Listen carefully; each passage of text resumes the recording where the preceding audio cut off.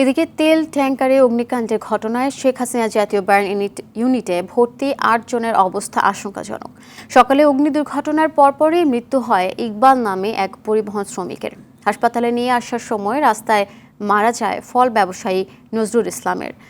Burn ইনস্টিটিউটের আবাসিক চিকিৎসক তরিকুল ইসলাম জানান, ভর্তি সবার অবস্থা আশঙ্কাজনক। এর মধ্যে সাকিব ও হেলাল নামে দুজনের শরীর শতভাগ দগ্ধ। এছাড়া শিশু মিমের শরীরের 20% পুড়ে গেছে।